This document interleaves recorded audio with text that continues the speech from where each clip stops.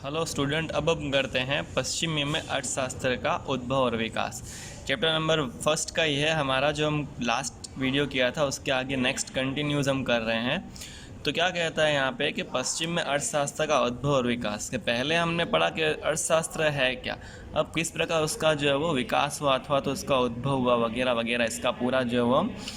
इतिहास हिस्ट्री यहाँ पर हम पढ़ेंगे। दर्शन शास्त्री एरिस्टोटल ने इकोनॉमिका नामक पुस्तक में लिखा था और उन्होंने आर्थिक चिंतन किया था कि एक दर्शन शास्त्री एरिस्टोटल, उन्होंने जो है वो ओकोनिमा का एक नामक जो पुस्तक था जिसके अंदर उन्होंने आर्थिक चिंतन मतलब पैसों के बारे में या फिनेंशियल के बारे में जो उन्होंने सोचा था। औद्योगिक क्रांति के बाद जिस प्रकार उद्योग के क्षेत्र में सूक्ष्म श्रम विभाजन और विशिष्टीकरण हुआ कि वहाँ पे क्या हुआ कि जब औद्योगिक क्रांति आई तो क्या हो गया, श्रम का विभाजन हो गया। श्रम मतलब कि जो काम करते उसका बंटवारा हुआ, और विशिष्टीकरण के जिसको जैसा अच्छा काम आता है, मतलब जिसे जो काम में निपुण है या जिसे जो काम एकदम अच्छे से आता है उसका जो है वो लाभ लेने का जो विशिष्टीकरण का एक प्रकार का लक्षण जो वहाँ पर उद्भव होता दिखाई दिया गया। फिर क्या कहता है, भौतिक विज्ञान की तरह सामाजिक विज्ञान और मानव व्यवहार का अध्ययन करने वाला शास्त्र में भी विशिष्टीकरण हुआ कि धीरे धीरे पता पड़ा कि भाई जिस तरह हम विज्ञान में एक विशिष्टीकरण का फ़ायदा मिलता है उसी प्रकार सामाजिक विज्ञान मतलब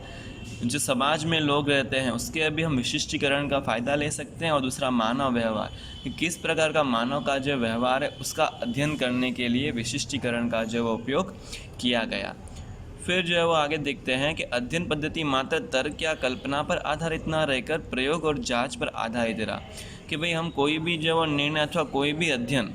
हम क्या कर सकते, खाली सोच कर नहीं कर सकते, उस पर प्रयोग मतलब उसका प्रयोग करके उस पर जांच मतलब एक्सपेरिमेंट करके जो है वो एक साइंटिफिकली मतलब वैज्ञानिक पद्धति से अध्ययन शुरू किया गया। कि पहले जो है वो ऐसे ही मान कर अथवा तो मान लेते थे भाई इस तरह होता था, पर विज्ञान के द्वारा क्या पता पड़ा कि हमें जो है वो मानव वर्तन पर भी अथवा मानव के ऊपर भी प्रयोग करना चाहिए और उसके आधारित हमें निष्कर्ष पर जो जाना चाहिए। अर्थात कि अभी मानव के आर्थिक व्यवहारों का राज्य शास्त्र और नीति शास्त्र या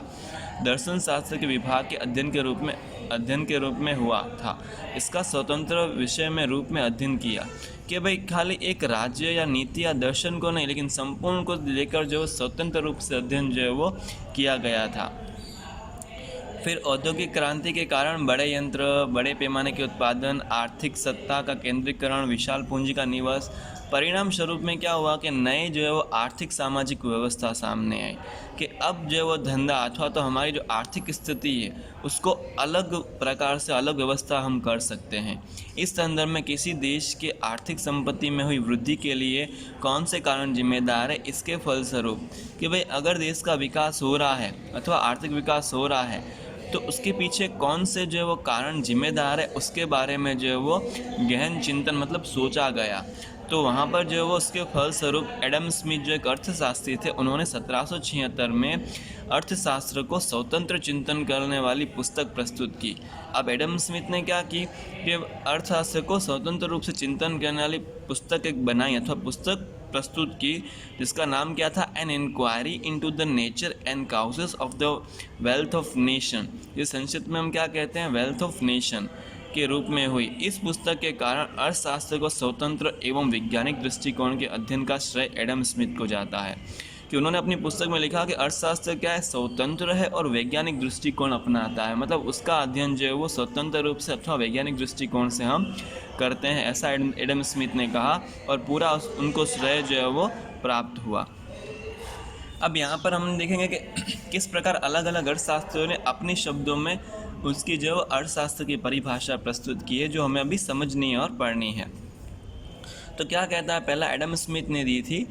अर्थशास्त्र या संपत्ति का शास्त्र है। उनका मानना था कि उत्पादन श्रम द्वारा उत्पन्न होने वाला भौतिक संपत्ति के उत्पादन, उपभोग और विनिमय का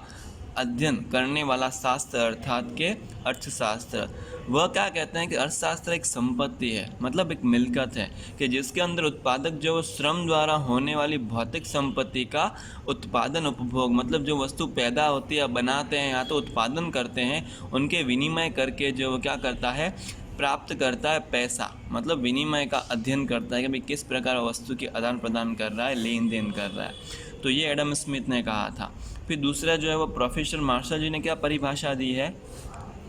उन्होंने 1980 में प्रोफेसर अल्फ्रेड मार्शल ने अपनी पुस्तक, अब इन्होंने अल्फ्रेड मार्शल ने एक पुस्तक लिखी जिसका नाम क्या था, प्रिंसिपल ऑफ द इकोनॉमिक्स, में अर्थशास्त्र की व्याख्या दी थी। उन्होंने इसी बुक के अंदर व्याख्या दी थी कि अर्थशास्त्र मानव के दैनिक जीवन में होने वाले आर्थिक व्यवहारों का अध्ययन करता है, जिसे भौतिक चीज वस्तु के उपयोग से सुख प्राप्त करता है। कि जो भी व्यक्ति है, मानव है, वो रोज़ बरोज मतलब अपनी दैनिक जीवन में जो भी आर्थिक प्रवृत्ति मतलब पैसों की लेन देन कर रहा है या वस्तु खरीद रहा है, पैसे दे रहा है या वस्तु देकर पैसे ले रहा है, तो जो भी वो आर्थिक प्रवृत्ति कर रहा है उससे जो सो कितनी भौतिक वस्तु का उपयोग करे, कितनी जो सो सुख ही प्राप्त हो रहा है, वह जो वो मार्शल ने जो अध्ययन किया था। इसके बाद है रॉबिन्स ने भी परिभाषा क्या दी थी, कोई भी शास्त्र अनंत मानव जीवन के किसी भी मूलभूत प्रश्न या समस्या का हल ढूंढने का प्रयास करता है। कि कोई भी शास्त्र जो क्या है कि मानव जीवन के कल्याण के लिए प्रश्नों का हल ढूंढता है। मानव जीवन के आर्थिक पहलू में महत्वपूर्ण प्रश्न है कि वैकल्पिक उपयोग वाले मर्यादित साधनों को अमर्यादित आवश्यकता के साथ कैसे सुसंगत करना। कि मानव की जो क्या आवश्यकता तो असंतुष्ट है, परंतु उसके सामने जो हमारे पास सामान या साधन है वह क्या है, मर्यादित है। तो उन मर्यादित साधनों का किस प्रकार उपयोग करें कि जिससे हम मानव की अमर्यादित आवश्यकताओं को पूर्ण कर सके, अथवा तो उसके सुसंगत मतलब उसके समान जो वो हम साबित या असमान रूप से उसको जो हम क्या कर सके, मैच कर सके, ऐसा रॉबिन्सन कहते थे। And the next one is the क्या है, सैमुअल्स। उन्होंने जो क्या डेफिनेशन दी थी, उन्होंने 1947 में डेफिनेशन दी थी, समाज के किसी प्रकार से कमी वाले साधनों का उपयोग करके महत्वपूर्ण आवश्यकता को उत्पादन करता है और उसका अलग अलग लोगों के बीच बंटवारा करता है, जिसका अर्थशास्त्र अध्ययन करता है। अर्थात सैमुअल ने समाज के पसंदगी और बंटवारे के प्रश्न का अर्थशास्त्र में अध्ययन क्षेत्र में महत्वपूर्ण स्थान दिया है। कि भाई मान लो साधन तो हमारे पास है, परंतु किसके लिए कितना महत्वपूर्ण है, मतलब किसके लिए कितना ज़रूरी है, किसको क्या पसंद है, उसके अनुसार जो है वो साधनों का बंटवारा अथवा तो विभाजन जो है वो लोगों के बीच करना है, ऐसा सैमुअल ने जो है वो कहा था। इन शॉर्ट कहने का मतलब सैमुअल कहते हैं कि समाज की जो पसंदगी और बंटवारे का जो प्रश्न है वो इनके अर्थशास्त्र के अंदर जो है वो प्रस्तुत किया गया है। तो अब हम देखें कि अर्थशास्त्र क्या है, मतलब ये जो हमने अलग अलग डेफिनेशन पढ़ी, जिसके अंदर जो है वो एक डेफिनेशन हमने एडम स्मिथ की पढ़ी, दूसरी जो है वो मार्शल की पढ़ी, तीसरा जो है वो रॉबिन्सन की पढ़ी और चौथा जो है वो सैमुअल्स की पढ़ी। तो यहाँ पे निष्कर्ष क्या निकालता है कि इस प्रकार अर्थशास्त्र के विविध व्याख्याओं पर नीचे दर्शाए गए मुद्दे, एक कि मानव अर्थशास्त्र क्या है, मानव के आर्थिक प्रवृत्ति का अध्ययन करने वाला शास्त्र है। दूसरा है कि वास्तवलक्षी है यानी वास्तवदर्शी है, और तीसरा है अध्ययन में वैज्ञानिक है कि वह जो वैज्ञानिक के तरह अथवा वैज्ञानिक दृष्टि से उसका जो अध्ययन किया जाता है, इसीलिए वह सामाजिक विज्ञान भी है। तो इस प्रकार जो अर्थशास्त्र अलग अलग जो वो अर्थशास्त्र के द्वारा अपने अलग अलग विचार जो वो प्रस्तुत करता है, और इसमें हमको इनकी जो है वो अर्थ और परिभाषाएं जो है वो याद करनी रहेगी। बाकी वाला हम नेक्स्ट वाले मुद्दे में करेंगे, नेक्स्ट वाले वीडियो में। तब तक आप जो है वो पीछे वाले क्वेश्चन करेंगे, ठीक है। Thank you.